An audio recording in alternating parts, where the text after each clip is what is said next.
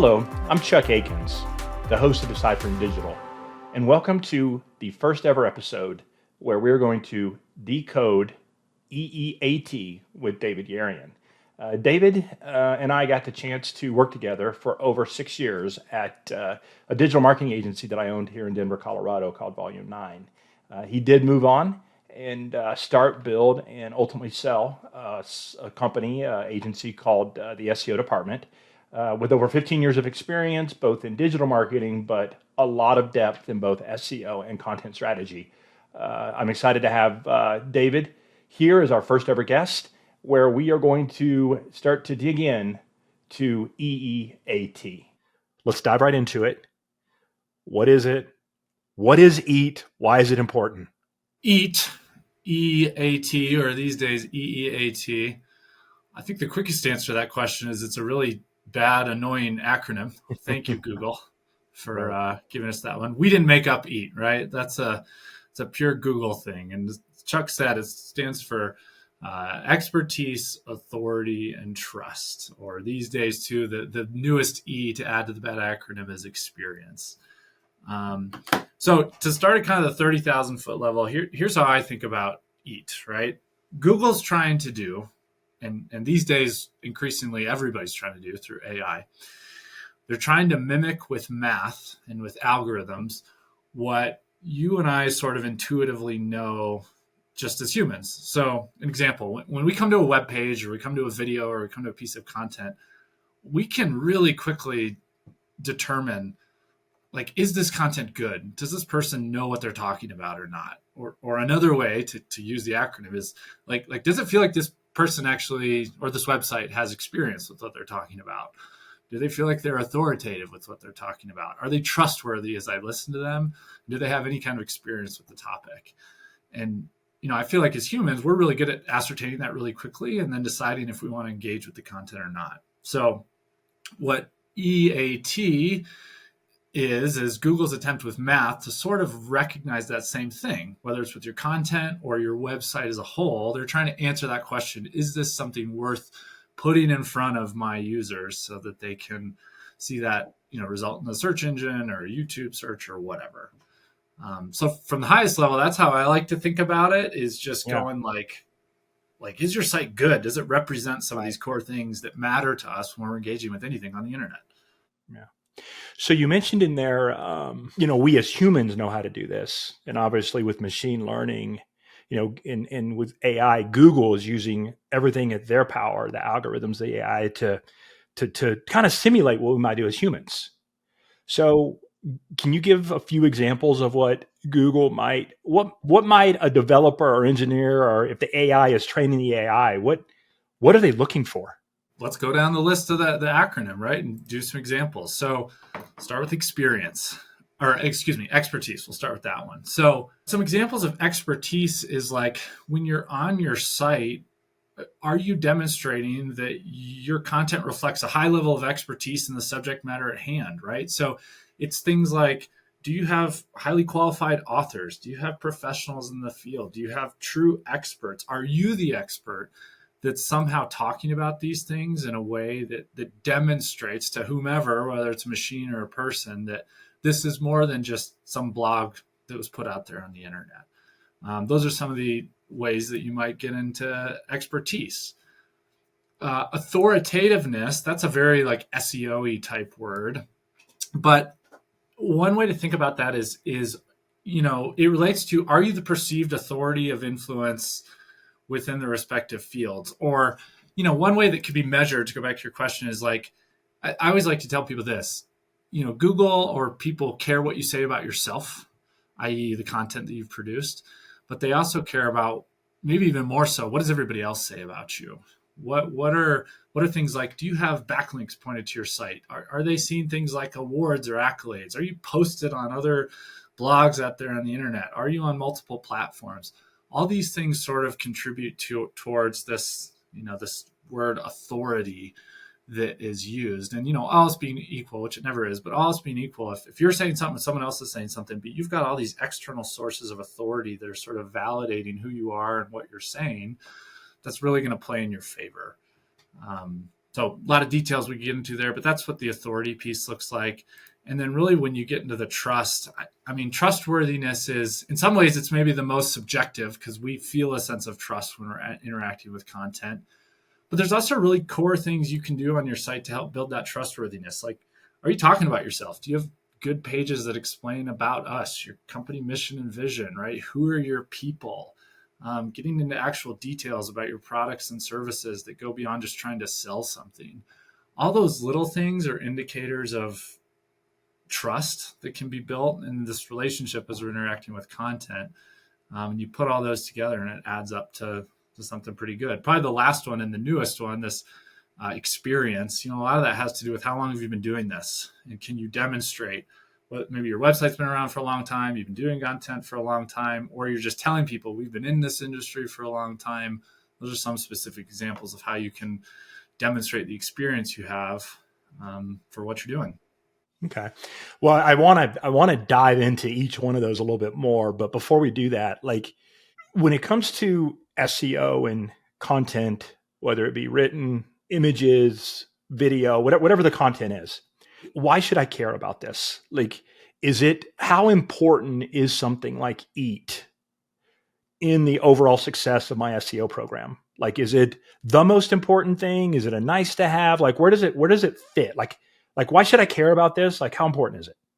It's an interesting question because when people think SEO, everybody's interested in finding like what is the most important thing, and there's a lot of industry experts that are saying things like produce the content or do tricks and tips on your site, and like I think at the core, EAT is probably the most important thing, and it's hard because it is a very general concept. But the way I think about it at the end of the day is like, is your content good or not? And EAT is a really good way to measure how good your content is, how high the quality of it is, how trustworthy it is, all these adjectives that kind of get thrown around. But to me, it's like, I think that the internet's become a really crowded place. There's a lot of crap on the internet. We all know that. We can find junk anywhere. It's in the same vein, it's increasingly more difficult to find people who are trustworthy that you want to listen to and you're worth following. Mm-hmm. There's a major skepticism of brands and corporate, right? So all that to me adds up to like, the internet's become a much more hostile place, if you will, or maybe not hostile is the right word, but like we as consumers are just BS meters a lot higher for anything that we're consuming. And in my opinion, AI makes it like 10 times worse because who knows where anything came from. So all that to say, I think that makes a pretty compelling case that EAT in focusing on these concepts that's building your expertise and your authority and trust with your audience is probably the most important thing you can do, especially when it's in the medium of your content. Because if you're not doing that, like, what else are you doing? Right. So I think it's critical. And you could also make an industry case, which we'll get into, that, this is the way Google is like honing in on this stuff too, which further makes it important. But just from like an audience standpoint, I think it's critical. Great. Okay. So let's transition to how. You've got me. I'm convinced that EAT's important. I know Google thinks about it. I know visitors to my website or that interact with my brand think about it. Like they're worried about trust and different things related to EAT. All right, how do I do this? So maybe we could break it down even. We can try a little bit one section at a time. And I know that some of them are overlap. So let's go back in the order that you talked about them. What might be one way that I could show that I'm an expert or establish expertise in my brand? I think you mentioned, real people. I mean, is that a way to show expertise and experience? Yes, because we're much more likely to trust real people, especially if we do believe that they're experts. Mm-hmm. Okay. So I think one way to do it in that example is show off your people, right? If you're writing a blog post or any piece of content, attribute the authorship to it. Talk about who's writing this. Talk about why they. Okay. So when I attribute, do I need to? I mean, let's get real specific here. Do I need to link to them? Do I need to show a picture of them? Do I need a bio? Do I need all of that stuff? Like, what does attribution mean? How would Google know that this is an expert? Yeah. So let me use an example. I work with a bunch of financial firms. right? RAs and big investment firms, and trust is huge for them, more so than almost any industry, because it's people's money, right? And Google even has a term for this: your money or your life. So like health related topics, financial Okay. related topics, that's the highest bar for these sorts of things. In the financial industry, especially, I'm not actually, if I'm bringing on an investment advisor, I'm not actually that interested in what the firm can do as a whole, or secret sauce programs. I mean, I kind of care about that stuff, but what I really care about is that person who I'm talking to quarterly or monthly or whatever, that I'm trusting my money with. Do they know what they're talking about? Are they an expert? Are they someone I can trust? So what we've tried to do is, for a lot of these sites I've worked with, is put their story, put their information on the website. So have a strong bio page. Don't just have a little quick paragraph. Talk about their certifications, talk about their fields of expertise, talk about, give pictures, right? You don't have to go a full resume, but actually some folks do, right? Like for some of the accounting firms I've worked with, they give a full resume. So put all that stuff. That's a great first step. Talk about your people, tell me as the audience why this person can be believed. And then you can lean back on some of that stuff. Like if they've written a post, yeah, put a bio line at the bottom of the post, link them back to that About Us page. Okay. Same thing if they're out there on the internet, like in the financial space, there's a big PR world to sort of, like get a quote from someone, and they'll be featured in an article, but then it links them back to your site where you can learn out more, not just about the firm, but about this individual. Those are some examples of how you can really build Right. a personalized trust in people with the content. Okay. That makes sense. So it sounds like a starting spot would be, yes, it sounds like you want your content connected to a person. Mm-hmm. Like I think entity in the schema world, in the way a computer person might think about this. Like, okay, it's a person. And then what you're saying is, if they're out there being featured on other sites, or if they're, I don't know, just active on the internet and they have experience and expertise, Google can sense all of that. They can figure that out. Um, and I guess what you're saying also, it serves the purpose of, I mean, it's good for the brand and it's good for marketing as well as good for EAT and SEO. So that's great. So moving on, let's jump into authority, because authority, I have a feeling, could actually be different for a brand. Expertise and experience sounded like it might be around a person, whether it's the financial advisor or founder of the company, or just whatever, right? That feels like a person. What does authority look like in EAT? Authority's a tricky one to me, because I think a lot of SEOs like to fall back on the idea of link building, right? Like you can measure authority through how many links you have to your website, or what kinds of websites link to you. And that's true to an extent still, but that sort of field has been so manipulated and spammed, and that it gets tricky. So that's one thing right off the top. It's important to explain, I think, that it's not just about building links. It's I rather, these days, I'm thinking about authority more in terms of your brand presence out there on the internet. This is something I think all people do, but marketers forget, right? Like if we're going to buy something, or we're going to go with the company, or we're evaluating something, more often than not, I will do third-party vetting on that thing before I make a purchase or whatever. Or like a joke these days is, the best Google search is to type whatever you want and then type Reddit at the end of it, because you can get a Reddit thread that actually gives you Right. objective advice as opposed to all the BS Mm-hmm. that's out there. So, how does that relate to authority? Well, I think you need to be thinking about, where are all the places that my brand or my product shows up on the internet? What are other people saying about it? It's a little bit of reputation management, right? Like, is there good or bad news out there? But it's also like, does my footprint across the totality of the internet show that I'm an authority in any way? So there's a lot of specific examples. Like, do I have social profiles? Am I on Crunchbase? Am I doing anything out there where my people or my voice is being heard on third-party sites? Awards and accolades is a huge one that I think people leave out a lot, right? That can come from these third-party sources. It's all these different spots on the internet where someone might find you or vet you. That's where you need to be thinking about your brand presence and being active in those spaces, not just for the sake of building links, but for the sake of creating a healthy, strong brand footprint that speaks to your authority everywhere. Like one rhetorical question I'll often ask people is, if Google didn't exist, where would you get your traffic from? Right. That's great. And the answer to that question is usually a pretty good spot to go plant your flag in all these little places. It has the benefit of you might actually drive some good traffic from it, but more importantly, you're helping build your authority and your brand presence in all these spots that matter. Yeah. So it sounds like that possibly, and I don't want to mix channels, but it really is about your reach across the internet in a particular space.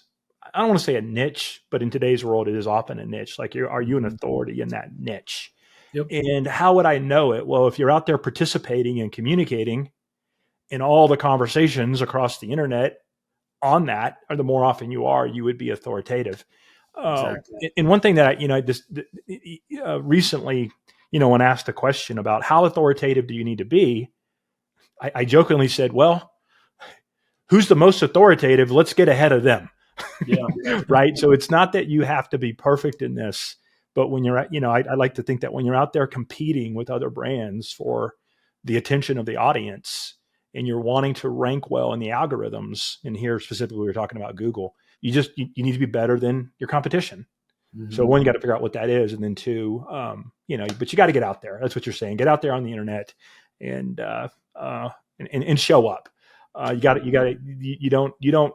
how you get authority, and it will result in backlinks and different things like that. But that's a cause and effect of being out there and being active. So good.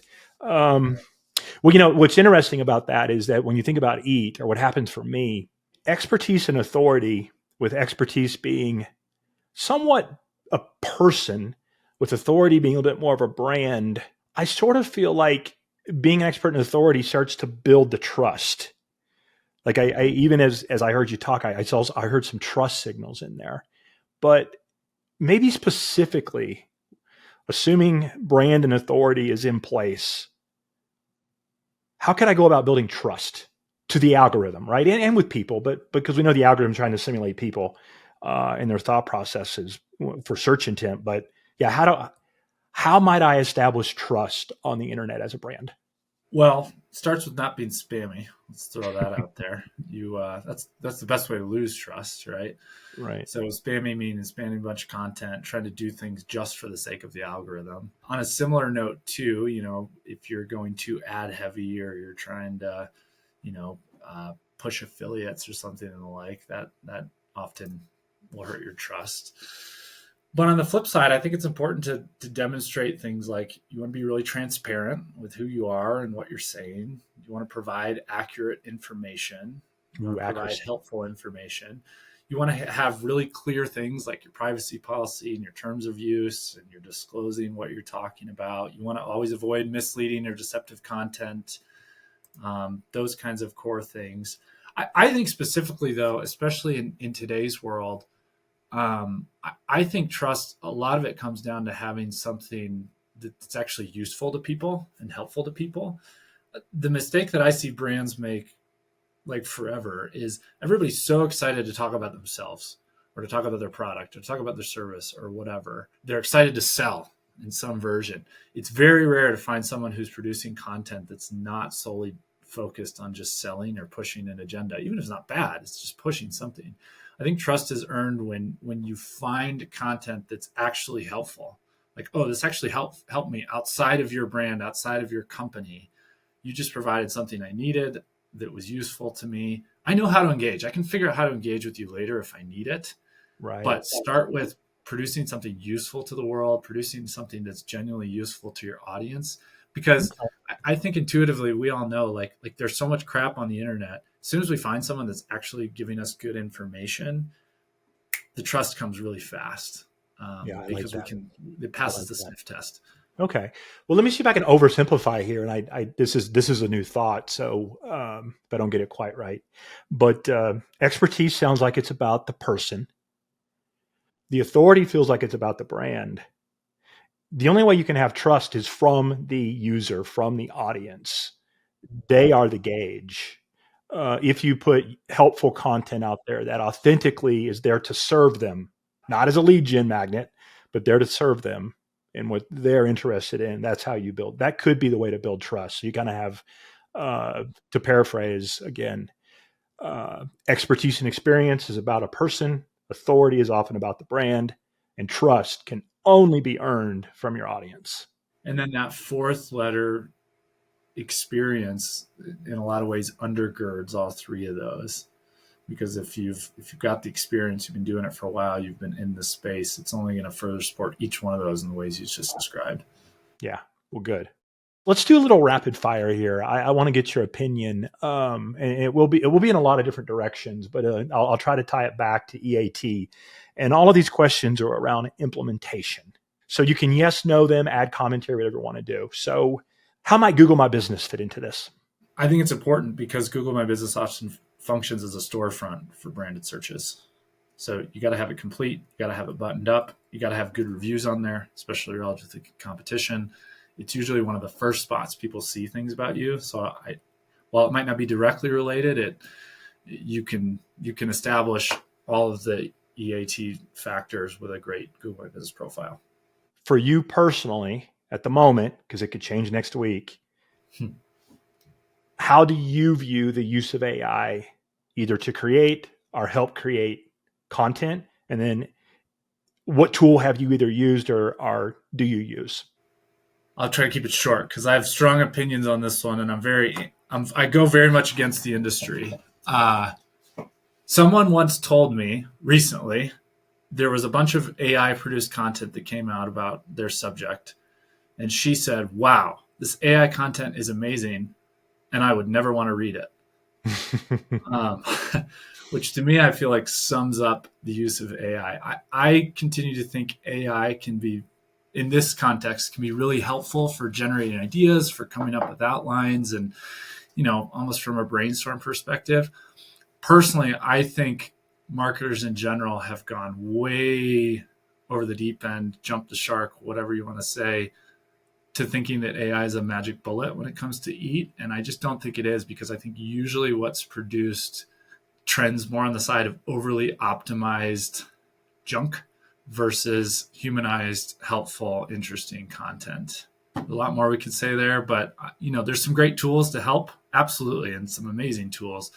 But in general, I think an over-reliance on AI can produce a bunch of stuff. I don't know that it's going to necessarily, in a lot of cases, get you exactly what you want out of human interaction with people. What tools have you used in your research to have your opinion on AI? Can you name a few? Yeah, Surfer SEO is like a great optimization platform. Of course, ChatGPT, and there's a number of like prompt generators that can help you get what you want a little more directly there. Some of the standard Google tools are starting to incorporate a little bit of AI. It's funny you asked about Google My Business. Actually, there was an AI prompt this morning to, there's a widget in there now to help you optimize your business subscription. So it's such a, as you mentioned, it's such a fast and evolving thing that, anyone who says they're an expert on it is lying, because nobody is. But, those are some of the tools that are out there. And there's a bunch of different content tools that can be used right now to generate some of this. I know you've used a lot more of them than I have probably at this point. So yeah, I try to explore a tool a day if I can. And I've found, even for basic use cases, about a 30% success rate at does the tool deliver on what it promised when I opened, when I logged in. Mm-hmm. So, because you got to log in and you do a 7-day trial, whatever, and about 30% of the time it'll do what it is. But as a technologist, I'll circle back on some of these and watch them evolve. But I do have my I do interact with AI quite a bit, and there are definite pros and cons to it all, and that's an entirely different conversation that we could have and go down there. So, when I'm thinking about what type of content to produce, how might I go about planning out my content in a way that would support eat when it's published and promoted onto the internet? I have a stupid little test. I call it a test. I don't know if it's a test. It's a personal benchmark. I call it the U test, right? And or the me test, we could say. I always just like to ask the question, would you be interested in reading or interacting with the content you have planned that you're going to come out to say with? Or to personalize it, would I be interested in the content that I might be planning or come out with? And surprisingly, I think a lot of the times, if you ask that genuinely, the answer is no. Like, I think a lot of brands produce stuff, and I ask them, like, well, would you want to read this? And they say, well, no. So, well, why would your audience? Right? Well, who cares? So I think that's where it starts, is you have to have an honest conversation with yourself, or pull in other people outside of the sphere of maybe your marketing group to say, is this something you'd actually care about? Does this matter? Is this content you want to engage with? If the answer is yes, then I think you've really got something there. So that's one place I like to start. From there, you have to ask yourself, is what I'm producing actually useful and helpful to people? Like we talked about earlier, is this something that is adding something to the world in a unique way, in a helpful way? One specific example that I've seen wild success with is the concept of original research, or bringing original data to the table. It can be as complicated as running a whole study and getting results from it. But it can also be as simple as just reporting back on some of the things that you're doing, whether it's a case study or just internal examples, client examples, whatever. All those sort of concrete examples that's based on a real life scenario is now you're adding original research or original thought, as opposed to just restating something that anyone out there on the internet can say. That's a great point. Let me elaborate on it just a little bit and get your feedback on this. So, using that example, and I'm gonna use the word additive. So let's say that there is a whole bunch of knowledge in the search results. If I were to think about the topic and put it in Google search, I'm either going to get a lot of really good results, or I'm going to realize that no one's really answered the question. It seems like that through original research, or through some of the topics, is that it might be an interesting strategy to be additive and to answer questions or topics that haven't really been addressed, as opposed to trying to sneak your way into the top 10 of something that already is pretty saturated. Does that sound like a good strategy? Yeah, it's probably been. It's essentially what you're describing is one of the most effective strategies I've seen in the past 5 years with SEO. So, to use an example, we worked with a third-party PR agency, actually, who had a bunch of press contacts. And so it was a collaborative effort where we were able to generate a piece of original research. We were able to conduct a study, really hone in on the right audience, generate some really fascinating results. We had all this data. Then we created what we call a content asset, which is a long-form, in-depth piece of content that had that original data. It's got great graphs and imagery and insights and a summary. In the example we did it back in 2020. It was about the culture of Americans working from home. It's such a buzzworthy thing at the moment. There wasn't much information about what was going on. So we were able to put together this piece of content, then leverage the PR agency to go out and reach out to all these different press contacts. And the thing ended up getting featured in over 300 different publications on the internet, almost all of them in turn linking back to the content asset on our site. But it was that combination of like, what's something people are interested in? What's some original data we can bring to the equation? And then how do we figure out a way to promote that, get it out online in front of other people that might be interested in it? And it's kind of a 1 + 1 + 1 = 5 scenario. And it absolutely took off. And that's just one example of others similars that we've done that is some of the most effective techniques I think you can be doing with content right now. So you said something interesting in there about how helpful the content is. And you also said in the you or me question, would I want to read this? How important would it be to actually maybe listen to, even talk to someone in your target audience and ask them that question? Like, would it be worth the effort to have that 15 or 20 minute conversation with someone that's either ICP and B2B or a target audience and consume, whatever it might be? I mean, would that be worth the effort?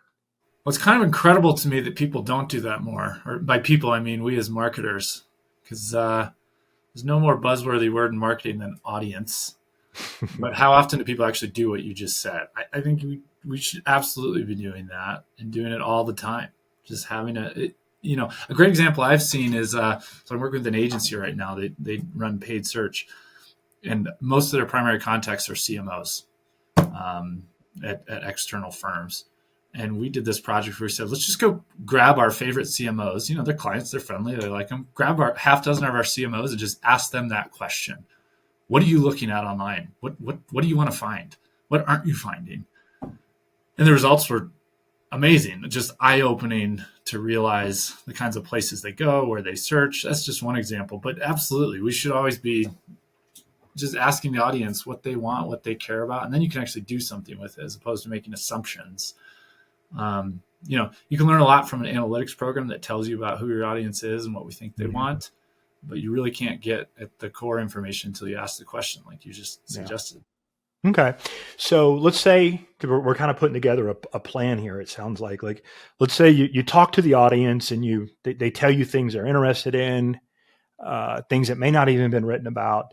And then you hunker down, you plan out the content you're going to produce, whatever that content plan looks like. All right. Now I come to a stopping point. Someone's got to write this. We already talked about AI and what it can and can't do. Can you provide any insights or pros and cons of having your internal resources who have other jobs to do, but then also are the true experts, the subject matter experts, do the writing versus hiring even a brand writer or a freelancer or somebody to come in and do the writing for you? Like, I get this question all the time. And on one hand, it saves money to do it internal, and it seems like that's the best way to do it. However, people have jobs and writing is hard. Writing's also, you're either a good writer or a bad writer. So talk a little bit about using your own internal resources to write and produce creative, or working with an external resource. Talk a little bit about that. You have to have three things: the internal resource, a writer, and good tools. So let's go back to the financial services firms as an example of this. The people that work at those firms are often some of the smartest people out there. You get some borderline geniuses that know so much about finance or accounting or whatever. So the trick is, how do you tap into that knowledge? Because they are also almost universally really bad writers, or even worse, they're really bad writers who think they're pretty good writers. So the combination we've found that has really worked in this industry, but I think it applies to any, is, first of all, get yourself a good writer. Even in today's age, I still believe that a good writer is worth their weight in gold, because they can do things that tools can't still. I believe that. And that starts with having a good writer sit down with the internal resource and extract as much knowledge out of them as you can. So we love to do discovery sessions or just Q&A sessions. Just get them to say it on everything, capture it in notes, capture it in a tool, record it, get your AI-based summary, whatever. But now you've got a core information. So the writers heard it. We've extracted the knowledge from the resource. And then I think a writer working in conjunction with tools can do amazing things.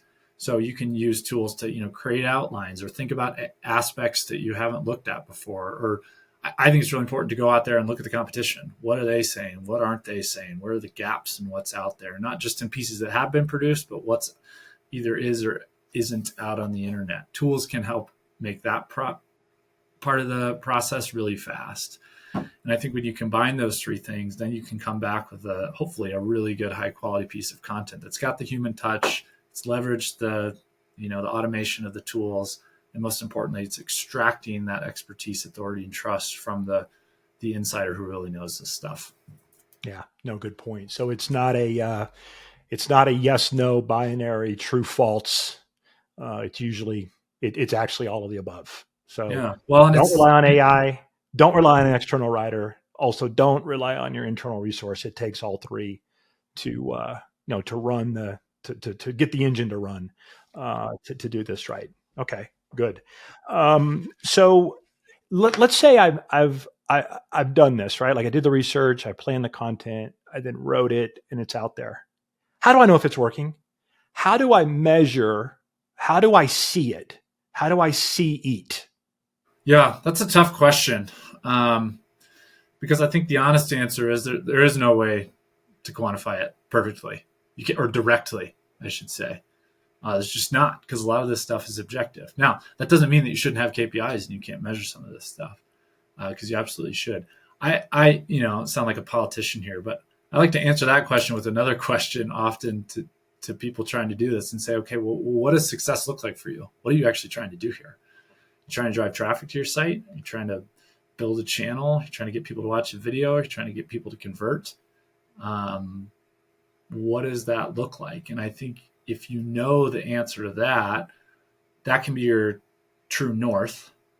And then that can also inform how you do a lot of the other things that are trying to point people towards a certain thing. To use the paid search agency example, they're not interested in traffic. They're interested in conversions from the right people who are engaging with their content. So in that case, how do you measure it? Well, you can measure it by things like, is it getting social shared on certain networks in which we're producing it? Is it driving form fills off the content that's being produced? And at the end of the day, like, has any revenue been generated off this effort? Those are the specific examples you can go there. So I think there's a broad box of tools you can pull from. You can look at things like your backlinks, and Moz industry tools trying to do a thing called brand authority, or you're measuring that, and you can use AI tools to sort of like evaluate your content, and it gives you a score. But to me, I suppose the answer is, and this is always the worst answer, but it depends. It depends on what you're trying to do, and then lean into that as a way to build some specific KPIs for your exact program. That's how you measure EAT as best or as directly as possible. Right. What do you think, though? I'm really curious of your take on this one, because this was a big question thrown out ahead of time, and I thought, I wonder how Chuck would answer that. Probably much better than me.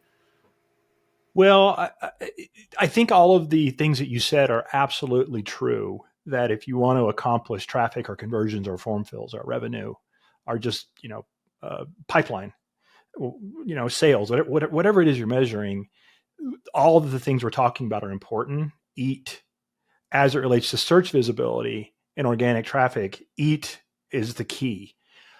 I guess when I hear those, to me, they're lagging indicators. I wonder if there's some leading indicators. And I want to use two examples. One is very algorithmic, and I don't know if it's the right thing or not, but I would start to look for Google answer boxes. Yeah. Because if I'm putting out very specific, like if I'm on point, I'm going to be answering questions that people are asking Google, and I'm going to win an answer box. That'd be one way. Now, of course, that takes some to jump in there too. That could increasingly also probably be like the generative search results. There you go. Are kind of the latest version of answer boxes. Exactly. Yeah. So no, it's great. So there's three ways with generative search being scheduled to launch soon. But starting with, you got the Google answer box, you have generative search, and since you're mentioning generative search, I've often tried to see what AI would say, and if the brand decided, like if you're doing EAT and you're doing all the things across the internet you should do, and AI is crawling the internet to answer questions, then your brand should show up.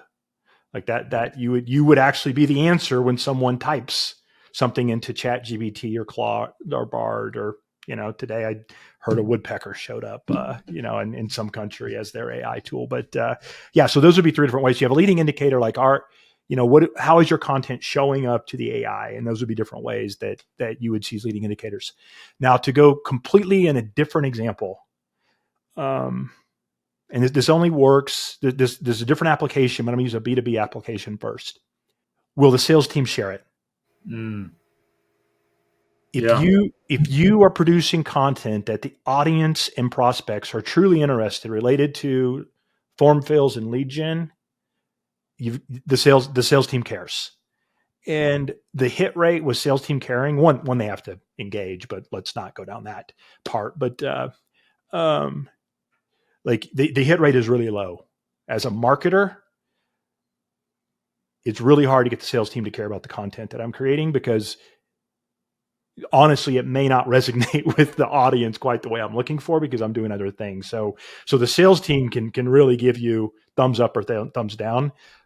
Maybe that's a way better version of the U test. We'll call it the sales team test. Yeah. Right. Do they care? Do they care? Now, in a similar note, if you're in e-com, I start to think about, not does the customer care, because we can't quite get there. The closest thing in e-com you'll get is the customer service desk. Sure. And right behind that would be what's happening. I hate to use this example, but what's happening in your reviews, because you'll often find that the reviews, whether they're positive or negative in sentiment, it's what the target customer cares about. And you can really pick it up there. Now, of course, if it's food and beverage, there's going to be a taste component you can't really get at. But what were people trying to buy your product for in the first place, and did the product meet that?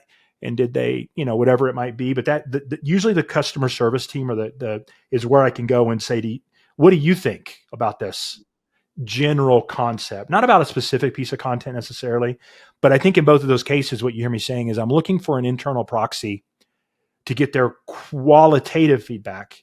And then I'm looking for, from the algorithm, some quantitative feedback. And I'm using those as leaders, because if I can get it right up front, then later, yes, I know I'm affecting the lagging indicators of revenue, pipeline, sales, whatever it might be. So, but those are some examples. Like it is one of the hardest things to measure, because it's so abstract and it's so foundational. Other things are built on top of it. You want a backlink because you're trying to build authority, but really, a backlink by itself doesn't do that. It's maybe there's all contextual. Kind of thinking about that, trying to distill down the answer. It's as predicted. It's a better answer than I gave. But there's this idea that with the way search is going, there's increasing importance on the idea of being the source. So being the source of information that gets out there, right? Because Google, we all know Google. For a long time, Google was the best at like finding the sources and putting it at the top of the 10 blue links. AI is really just doing the same thing. It's just able to, like, in a more fancy way, sort of say it back to you, but it's still pulling from a source, right? It has to come from somewhere. So I think, especially at that algorithmic level you're talking about, a way to measure it is to look at the different ways to say, am I seen as the source on this, or am I just a regurgitator of what the industry or the world at large is putting right. out? No, I like that. So are you breaking the news? Are you curating it? Yeah. Are you the Atlantic coming out with like a really in-depth, story about something in sports that's really interesting? Or are you, a sports blog that's scraping that, rewording it and putting it out there? I mean, you can have success doing both models, but one of which is way more known and trusted, and I would say has way higher EAT. Right. There you go. So be the source. I like that. Okay. For someone who's a brand marketer or a founder, CEO of a younger company, maybe CMO, whatever it might be, or even you're at agency and you're trying to wrap your mind around this because you know SEO, but you're not a 15-year veteran like yourself. Where do I start? So, and I know that this is a tricky question, but like you just got to take a stab in the dark. Like how do I start? What's a few things that I can do immediately after learning all this to improve my EAT, to think about EAT, to execute, to implement? Where do I start? Well, to build off something we just said, you can go Google yourself, see what shows up, see if you are the source, see what everyone else is saying about you online. That's not a bad way to get a little benchmarking. Another place I'd start is I think you have to take a really tough introspective look at the content you're producing today. And that probably involves getting some outside feedback, not even necessarily from an agency. An agency or a marketing type is going to want to come in and audit and tell you all this stuff. Like, start asking your customers, start asking your sales team, like you said, ask your internal people, does this work? I can't tell you how many times I've had employees of the brand sort of show up into a marketing meeting because they're like, hey, there's been some stuff about what we're doing or about our website that's been bugging me. Can I talk to you guys about it? And all of a sudden they'll rattle off like 10 absolutely solid gold ideas that, it almost leaves the internal team or the marketers looking at each other like, well, why aren't we talking about that? Or why didn't we think about that? So never underestimate the value of those outside people coming in and getting that. Take a tough evaluation, look at yourself. Those are a few places to start. And then, and then start to build your plan. How do you eat an elephant? One bite at a time. So you can't eat overnight. You can't do it quickly, unfortunately. But what you can do is start to identify perhaps the biggest areas where you are deficient or where you're not showing some of these things. Maybe it's as simple as adding some authorship bios on your posts. Maybe it's coming up with a content plan for the next quarter that actually generates something useful. Maybe it's looking at your service pages and trying to make them not just sell everything to people, but actually try to add something useful to the world. You have to come up with that plan's going to be unique to anyone, but you have to start to think about what are the things I can start to chip away at. And then you go from there. Those are some starting places anyway to think about. All right, great. So in closing, I have one question for you. So I came across a website called the 14ers. And on the 14ers, you're known as Zambo. Where'd Zambo Indeed. come from? That's a college nickname. I was in a fraternity in college. I used to play a bunch of hockey. And so they named me Zamboni, which got shortened as Zambo. They were originally, I'm a big Red Wings fan. I'm originally from Michigan. And they were originally going to name me Forsberg, which was one of the main Avalanche players who had a big rivalry with the Red Wings. But they thought that might scare me off, so they went with Zamboni. Who was Zamboni? So, and then Zambo. About half my friends don't even remember my first name anymore. I'm just Zambo to them. All right, got it. All right, Zambo. Well, thanks for your time today. Thanks for sharing your experience, expertise, authority, and trust with us. We'll talk soon. All right. Thanks, Chuck. All right. Thank you.